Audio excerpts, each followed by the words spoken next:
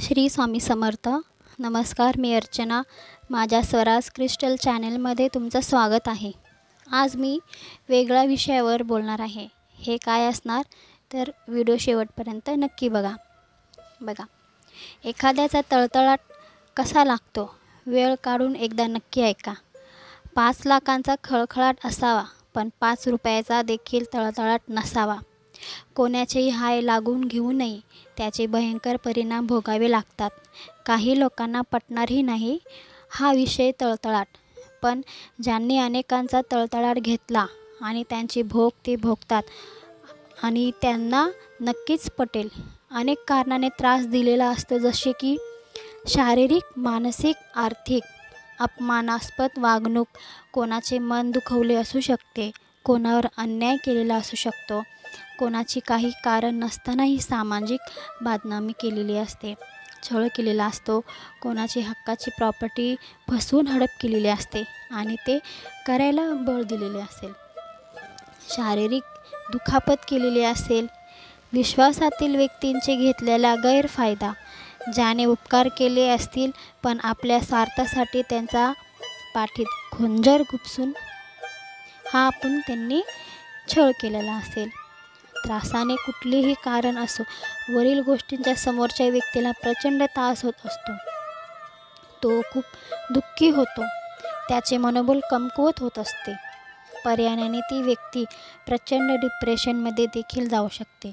जाणून बुजून त्रास देणाऱ्या व्यक्तीला हे समजत नसतं की पर्यायाने ज्या गोष्टीला त्रास दिलेला असतो, ज्या व्यक्तीला आपण त्रास दिलेला असतो, त्या व्यक्तीकडून चमत्कार होतो नाही, केवळ देव देखील शाप देत नाही किंवा काठीने मारतही नाही, पण त्या दुखावलेल्या व्यक्तीकडून तेजस्वी नकारात्मक ऊर्जा शक्ती निघते व समोरच्याच्या व्यक्तीमध्ये शोषली जाते. मग समोरच्या व्यक्तीला हाय लागते, त्यालाच तळतळाट असं म्हणतात.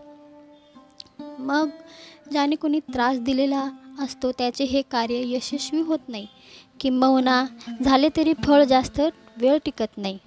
सतत अपयश येणे, घरात आजारपण येणे, अशा अनेक प्रकारची काही घटना घडू शकतात.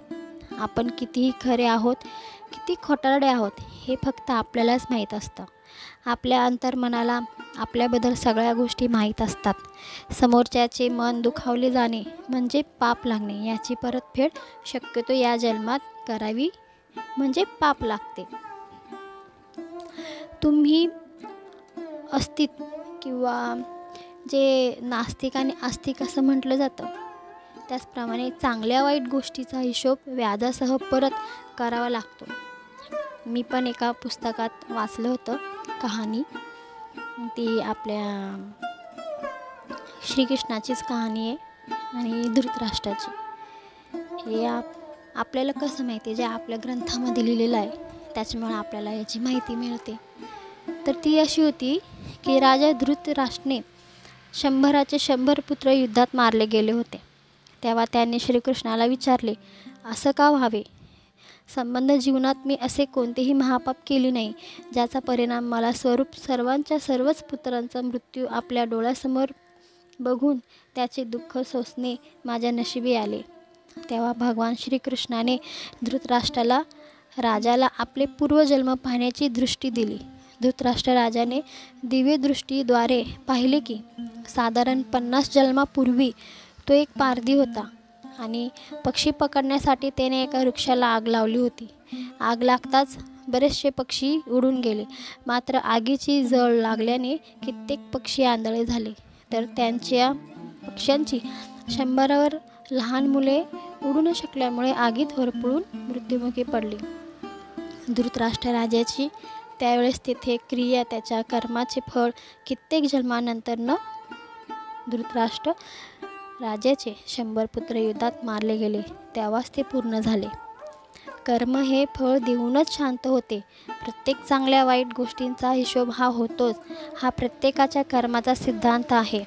चांगले कर्म चांगले फळ देऊनच शांत होते आणि काळ मागे पुढे होऊ शकतो, हा कर्माचा सिद्धांत आहे की क्रिया म्हटल्यावर प्रतिक्रिया होणारच. आपण ठरवायचे आपले कर्म कसे हवेत. जैसे त्याचे कर्म तैसे फळ देतो रे ईश्वर. क्षणिक सुखासाठी आपण कुणी होत नीतिदृष्टी आणि भ्रष्ट होऊन जातो.